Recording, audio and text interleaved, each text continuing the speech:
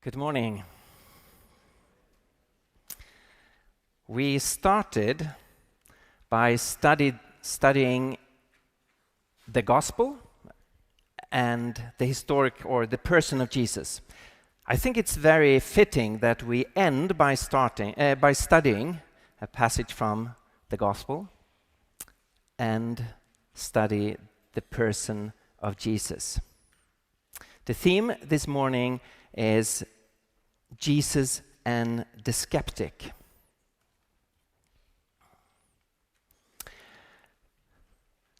I know I have quoted it before, but it's my favorite Winston Churchill quote. If you're going through hell, keep going. If you are going through hell, keep going. But in order to keep going, you need something to motivate you. So where do you find the motivating power to continue to walk through hell?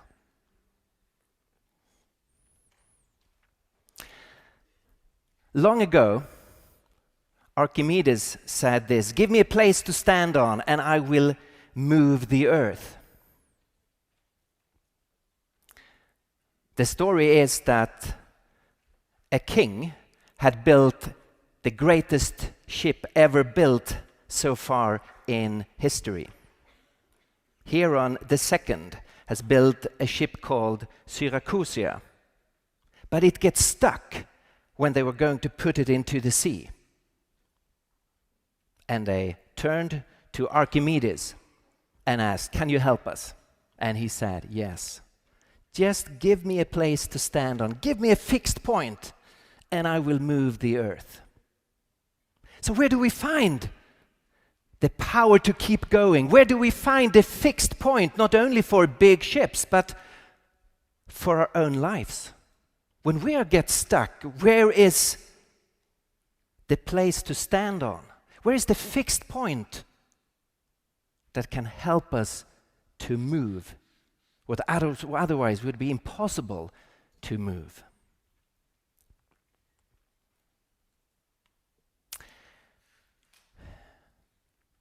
Well, around us in Europe, so many people say, there is not much of a fixed point that can give us hope. If you look into the bigger picture, it's really a dark picture. We are, so to speak, stuck in hell. In an often quoted passage from Bertrand Russell, which he wrote 1929 in a text titled A Free Man's Worship, he describes this universe, this large, empty, dark universe where there is no God, and where we with absolute certainty can know that human life, human culture, everything on this earth is doomed to destruction and is as only on the firm foundation of unyielding despair can the soul's habitation henceforth be safely built. So here you have the fixed point. Here you have the point you can stand on, unyielding despair. Not much of a motivating force to help us keep going, is it? Unyielding despair. That's the only fixed point we have. Not strange there's so much sadness in Europe, is it? A contemporary atheist, Lawrence Krauss, he recently visited Stockholm to promote his new book, A Universe from Nothing. I was invited to sit on a panel with Lawrence Krauss, and the whole event was advertised by a sentence from Lawrence Krauss' book. This was the tagline, this was the promotion. We are more insignificant than we could ever have imagined. That's the selling point. We are more insignificant than we could ever have imagined. This was my question to Lawrence Krauss. For 2,000 years, we have said to each individual, to each new generation, you are much more significant than you could ever have imagined. You're created by God. You're created in God's image. There is a God who loves you. And He has given you His Son, Jesus Christ. We have said that to every new generation. You're much more significant than you could ever have imagined. So, what will happen 2,000 years from now if our culture chooses the path of Bertrand Russell or Lawrence Krauss? So I asked Lawrence Krauss, what would happen 2,000 years from now if we, to every new individual, to every new generation, say, remember, you're much more insignificant than you could ever have imagined. Our culture is really at the crossroad. And it's time for the church to raise and to proclaim the good news of Jesus Christ. There is a fixed point of hope.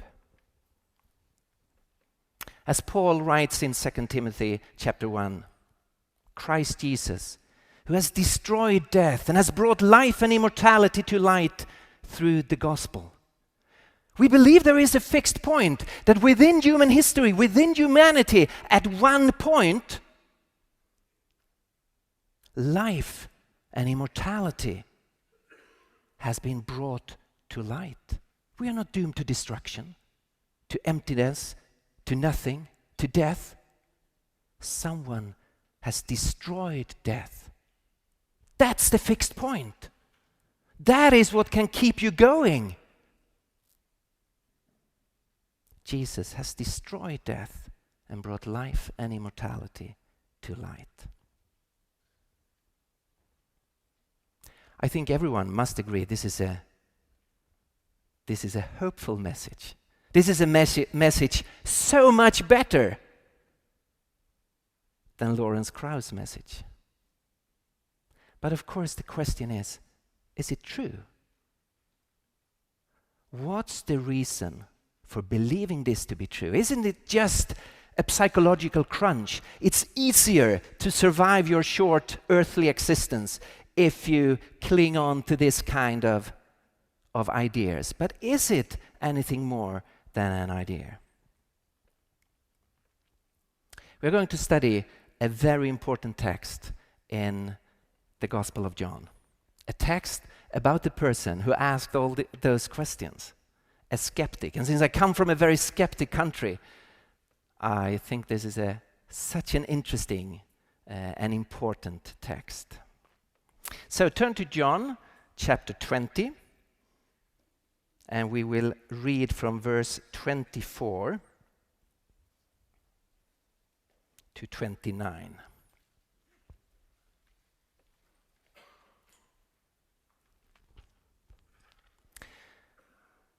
Now Thomas, also known as Didymus, one of the 12, was not with the disciples when Jesus came. So the other disciples told him, "We have seen the Lord." But he said to them, "Unless I see the nail marks in his hand and put my finger where the nails were and put my hand into his side, I will not believe." A week later, his disciples were in the house again, and Thomas was with them.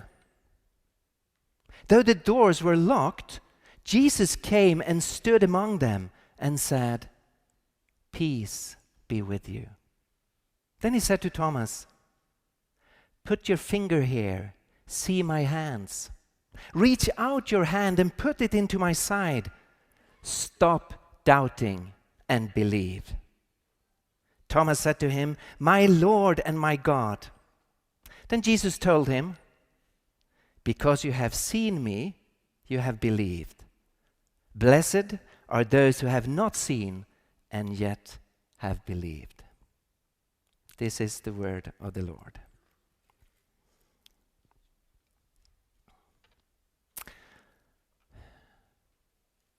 So let's look into this text. Let's look into this actual event that the text describes. So it's a text dealing with doubt.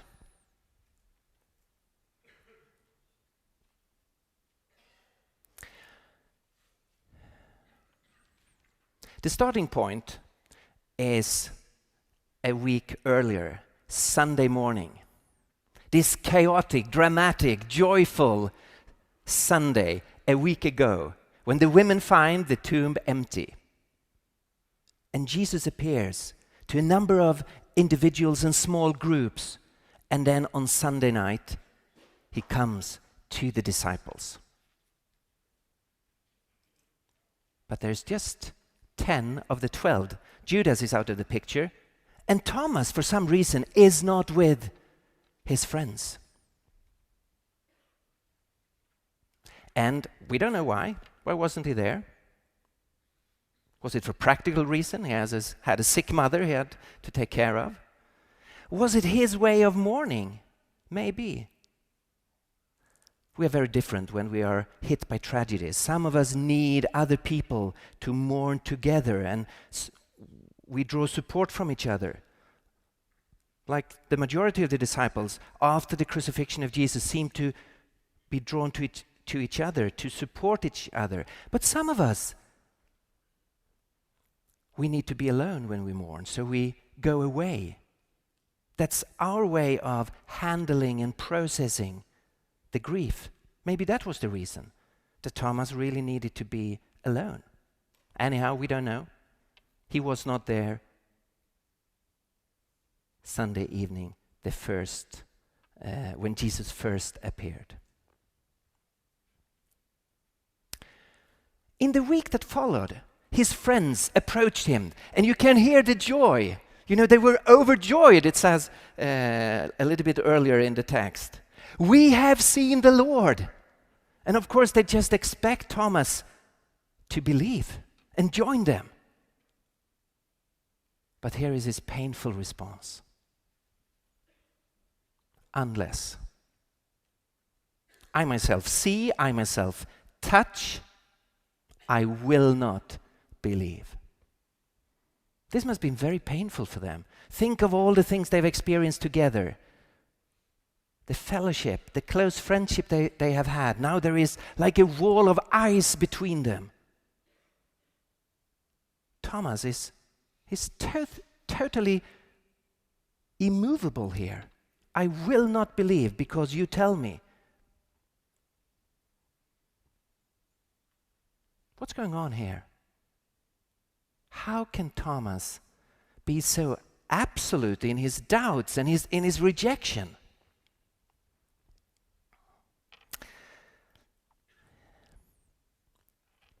I think the reason why Thomas has this attitude is because of a number of wrong assumptions that had led him into really deep disappointments. And that's the reason why his soul was so dark when he met his overjoyed friends. Let's think of how this story has been for Thomas. He had been called to be a disciple of Jesus, started to follow him. He'd been drawn to the person of Jesus, to the authority and sharpness and wonder of his teaching.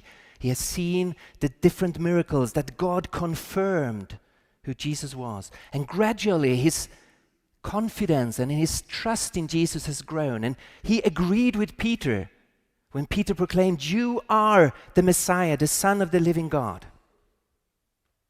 At the same time, there was a certain ambiguity in Jesus' ministry. They could clearly see that he must be the Messiah. And yet, he did not fully step into what they assumed to be the messianic role. So at a number of times he forbid people to spread the news that he was the Messiah. Why that? Sometimes in Jerusalem he withdrew and was not as public as they would expect. He seemed not to challenge the Romans that suppressed Israel which of course would be a major thing in their thinking about Messiah, to deliver Israel from this evil occupation and set the people of God free. And Jesus did not step into that role. So there was a certain ambiguity. In some areas, clearly, Jesus was confirmed by God himself to be the Messiah. In other areas, what's going on here? But now they've gone on up to Jerusalem. And Jesus himself had a range, a huge entrance, where a lot of people were singing. And now it seems, finally, that he stepping into the messianic role they assumed he should. And he accepts people singing to him as the Son of David, coming on a donkey, riding into Jerusalem. And now he's full of authority in Jerusalem. He's cleansing the temple. He's debating on the temple place. And you can see the expectations of his disciples are raising. Now he will introduce the kingdom to its fullness. He will start to challenge the Romans. Now it all will come together. And then the total shock. He's arrested in the Garden of Gethsemane. And he's not using his powers. And then he's humiliated, tortured, weak, seemingly abandoned by God. He himself shouts from the cross that God has abandoned him. And it's weakness and weakness and weakness. The contrast between their expectation and what happened is absolute. And a total darkness fell over the soul of Thomas. I often meet people that are disappointed by God and live in a kind of darkness and are not open to see the good news. And so often it is a similar process that you have certain assumptions, certain expectations. You think God must do this, and then in their view, God has not lived up to this. And then you're so disappointed, so you cannot really listen or see or be open to the truth.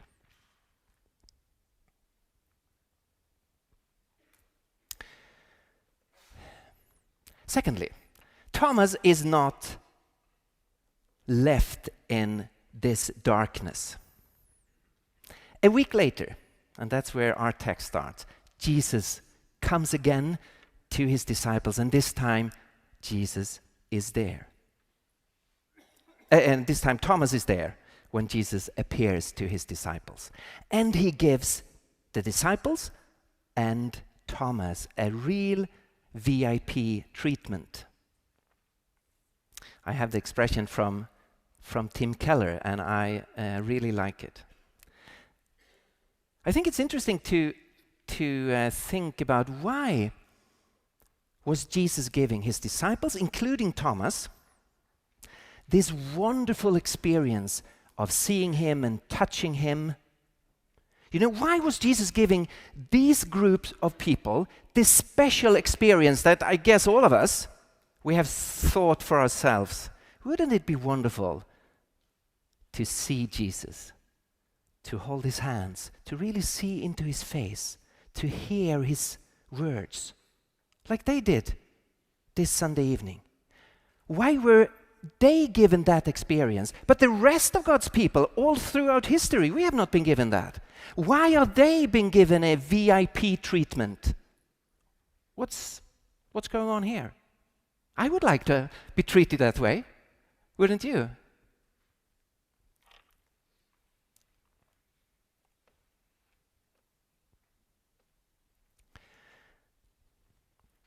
Notice that the text says that Thomas, who was also called Didymus because he was a twin, he was one of the 12. Now that's an interesting notice. Thomas has been mentioned several times in the Gospel of John, so actually we do not need that information. And that kind of a little bit unexpected information is often loaded with meaning, with significance. The authors want to say something to us with that. He was one of the 12. Now, I think that that is really the key behind the VIP treatment. If you read the New Testament, you can see that Jesus showed himself to a number of individuals, like Mary Magdalene, like his brother Jacob, like the two people walking down from Jerusalem to Emmaus. He showed himself to the apostles. And then he showed himself to huge groups. And we have Paul mentioning a group of more than 500 people. The key group here, they are all, of course, important, very important. They together form the testimony, the evidences we have for the resurrection. But the key group here is the apostles, is the 12, who were given a special treatment by Jesus. And we can see in the book of Acts that they refer to this special treatment a number of times. So let's read a few passages in the book of Acts about this key group.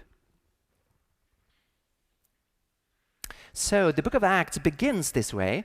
After his suffering, he presented himself to them, and that is referring to the apostles, and gave them many convincing proofs that he was alive. He appeared to them over a period of 40 days and spoke about the kingdom of God. And on one occasion, while he was eating with them, he gave them this command. So he came to this group of people, so they could see, they could hear, they could touch. They ate together with him, and they had discussions with him.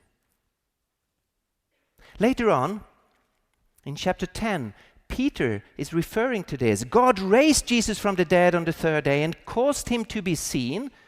And here it comes. He was not seen by all the people, but by witnesses whom God had already chosen, namely by us who ate and drank with him after he rose from the dead. He commanded us to preach to the people and testify that he is the one. So here you have a chosen group, and they are going to testify to the rest of humanity about what God have done. Notice that the testimony is not about visions and dreams. The book of Acts talks about the disciples having a dream or having a vision.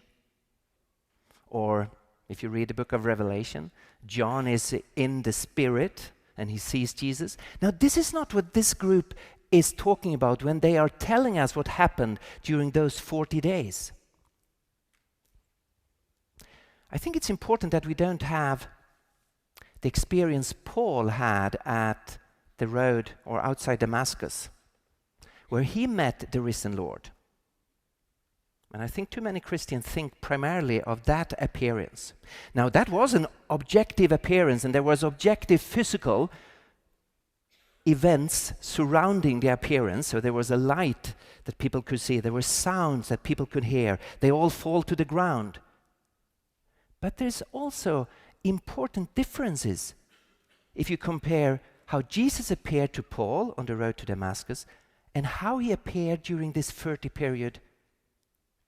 days period. The appearance to Paul was after the ascension, when Jesus had left our dimension where we live, and he appeared to Paul. Just let us read Luke's version of what's happened the first Sunday evening to see what their testimony is, what they really experienced.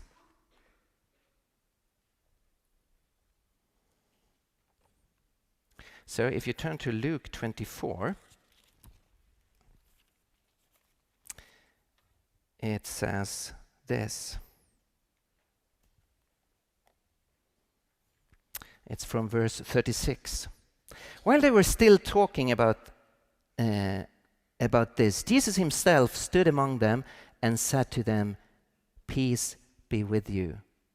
They were startled and frightened, thinking they saw a ghost. He said to them, "Why are you troubled, and why do doubts rise in your minds? Look at my hands and my feet. It is I myself. Touch me and see. A ghost does not have flesh and bones, as you see I have." When he said this, he showed them his hands and feet. And while they still did not believe, because of joy and amazement, he asked them, "Do you have anything here to eat?" They gave him a piece of broiled fish, and he took it and ate in their presence. And he said to them, "This is what I told you while I was still with you. Everything must be fulfilled that is written about me in the law of Moses, the prophets, and the Psalms." This is really wonderful. It was not a dream, it was not a vision, it was not something subjective going on inside their mind. He was really there in the room. And they first tried to interpret it in a very spiritual way. But no, he's there physically, showing them his hands and his feet.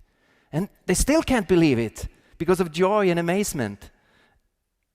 And he asked them to give him something to eat, and they hand him a bit of fish. And he takes it and he eats it. This is the kind of testimony they are giving to us. So, the New Testament seems to say that God raised Jesus, and Jesus appeared to a chosen group of people who were then called to witness to the rest of humanity about what God has done. Now, a lot of people, when I try to communicate this, say, "Okay, is that really a good strategy? Come on. That seems to be a very bad strategy from God's side." Of course, it's very stupid to try to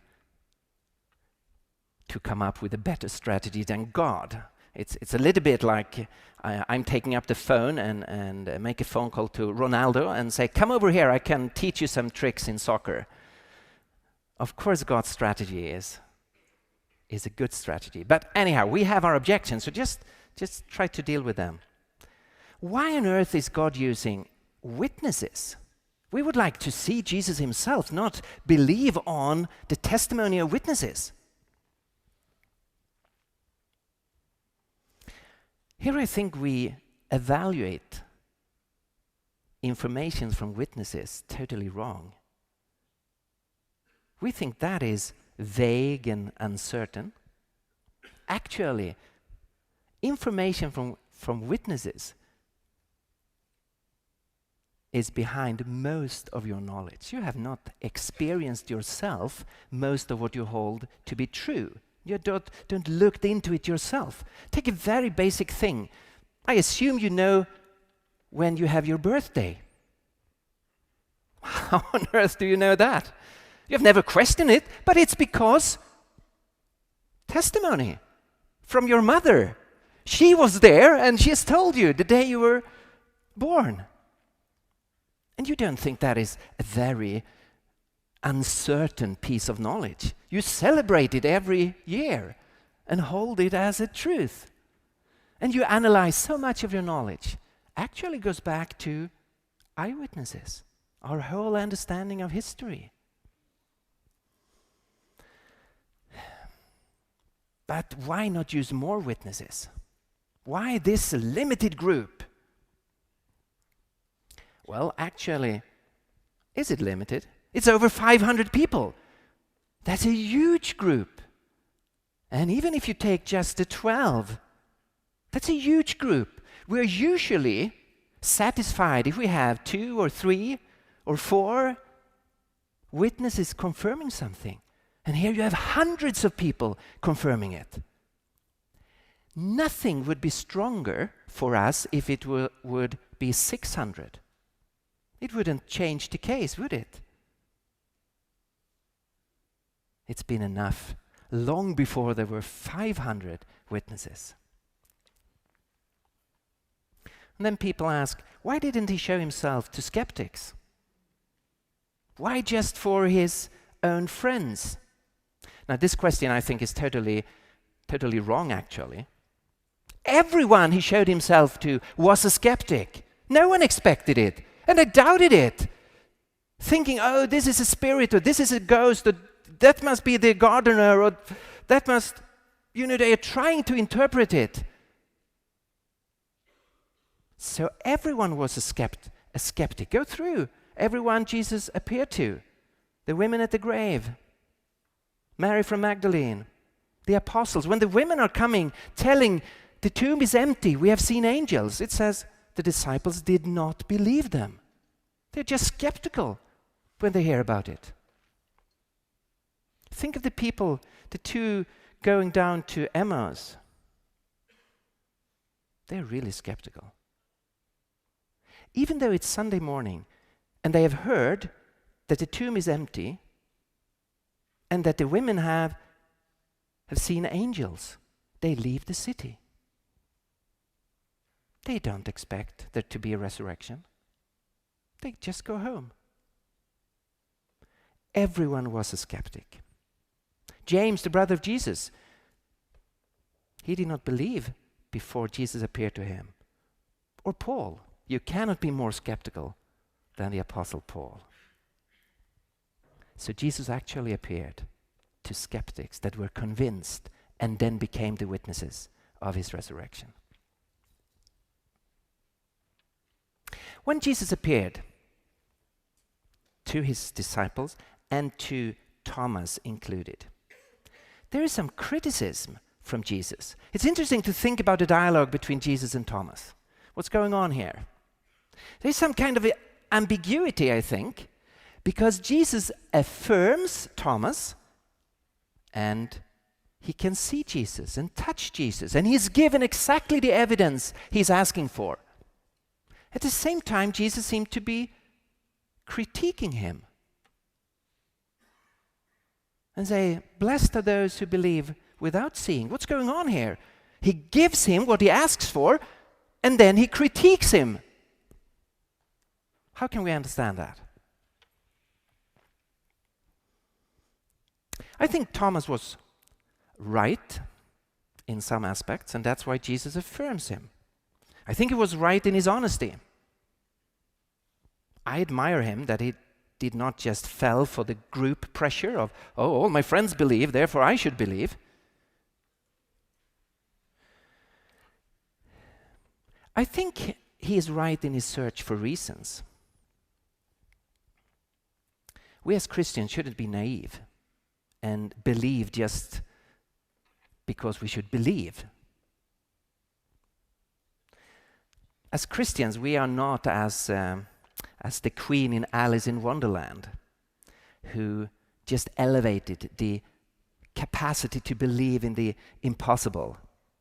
There is a discussion about the age of the queen, and say there is no use trying, said Alice. One can't believe impossible things. I dare say you haven't had much practice, said the queen. When I was your age, I always did it for half an hour a day. Why? Sometimes I've believed as many as 6 impossible things before breakfast. Now that is not a Christian attitude. Believe in the impossible just for the sake of believing in the impossible, or pop up your faith. Look how much impossible things I can believe. That is not a Christian attitude. We need to have the attitude Jesus had, as we saw in the first study. Come on and see.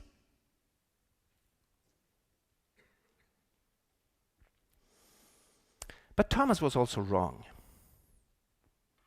Thomas was also wrong in his thinking. Firstly, because he seemed to think that seeing equals believing. If I see, then I will believe. Now, out from his own experience following Jesus, he could know that that is a false assumption. A lot of people have seen wonderful things and they did not believe in Jesus. Think, for example, of John chapter 11, when Jesus is calling back Lazarus from death to life. The most powerful miracle you can imagine. And people are coming to faith because of that. But others, seeing the same miracle, they decide to kill Jesus and to kill Lazarus, to get rid of the evidence of what has happened. So if you do not want to believe, no evidence, no seeing will help you.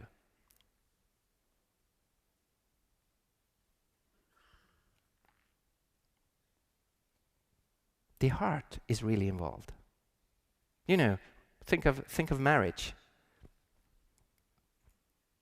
There can be a woman who is intelligent and funny and beautiful and from a wealthy family and she has everything. And yet there are men who do not want to marry her. Because there's more involved than just seeing all those qualities. And, oh yeah, it's a fact, she is funny. Yeah, it's a fact, she is beautiful. But it's not a necessity that follows that therefore I want to be joined with her for the rest of my life. There's much more to the issue. And if that's true about marriage, how much more when it comes to being joined forever with Jesus, being related to Jesus. So there's much more involved than facts, and Thomas should have known that. And the second problem is that he demanded kind of specified evidence. He put up the list. God needs to meet my demands. I will not believe if this and this and this and this happened. Now that is not a good bargain. We are not in a position to do that with God. We need to be open to God to show himself on his terms. We need to be open to Jesus to show that he is risen on his terms. We do not have the authority to demand certain things. Ours is a position where we need to be humble. To again take an illustration from the area of love between a man and a woman. You know, we men becomes a little bit frustrated if a woman says, only if he gives me a diamond ring worth $1 million can I know that he loves me. Now, this is an issue where my wife and I do not agree. But I actually think it's up to the lover to choose the way to show the love. You cannot demand this kind of specific list. It's in the nature of love that it's also up to the lover to show the ways that he loves her. And Thomas is coming with this list. Unless this happens, I will not believe. So there's something wrong in that attitude.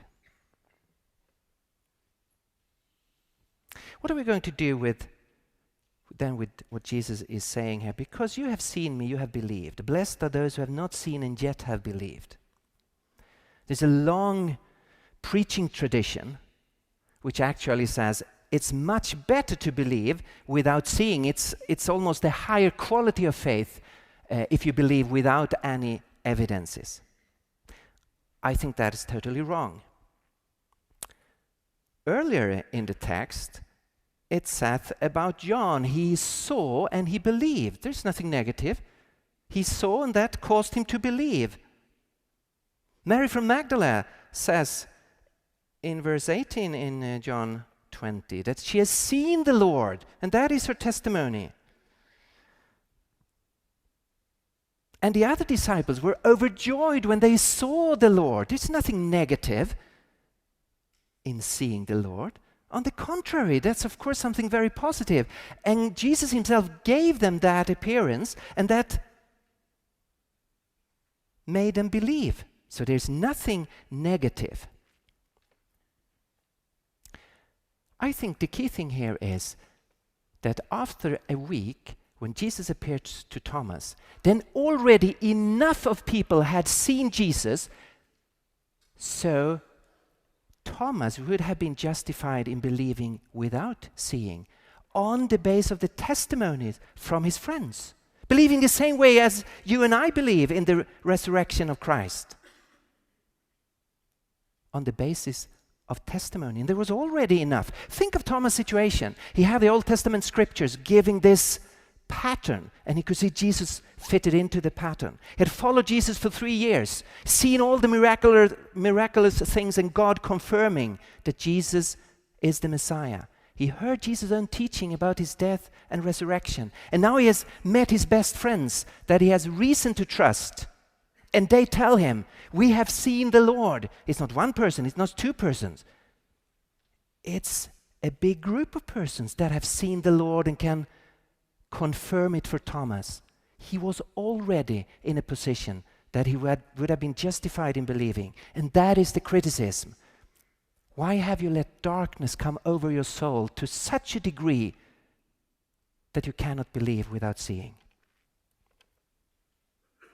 So Thomas is both affirmed and challenged. I think it was necessary for Thomas as an apostle to have the same kind of appearance as the other apostles, because he was chosen to be in the group that were going to bear witness to the rest of humanity about the resurrection of Jesus. And in that role, he was given the appearance of Jesus. In another sense, it was unnecessary for Thomas as a disciple, as it is unnecessary for us. We can believe without seeing. Finally, this text is about faith. I think it's a shame we call Thomas the doubter. He doubted for a week, but he's actually a hero of faith.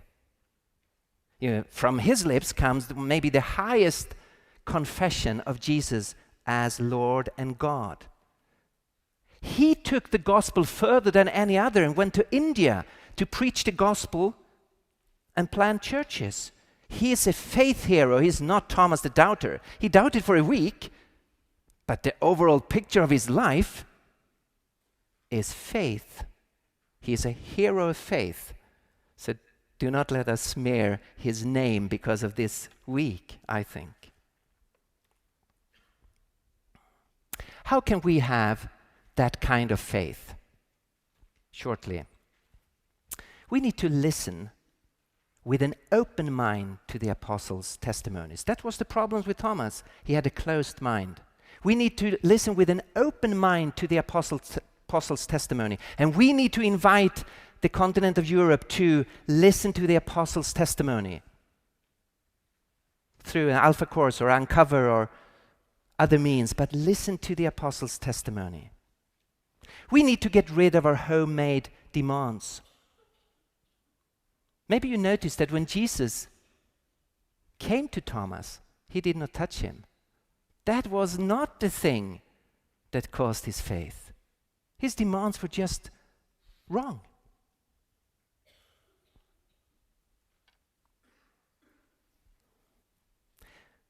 We need to see Jesus' love. And again, I think I have this from Tim Keller. When Jesus appeared to Thomas, something interesting happens. Jesus quotes Thomas. And it must have dawned upon Thomas, how can Jesus quote me from the days before? He must have been with me, invisible, at my side when I was doubting. He was there, and now he quotes me. Touch me, see. We need to see Jesus' love when we are in doubts and struggles. He is there with us to help us through. And as Paul said in the introduction, we need to receive peace from Jesus. Think of all the things Jesus could have said when he appeared to his disciples.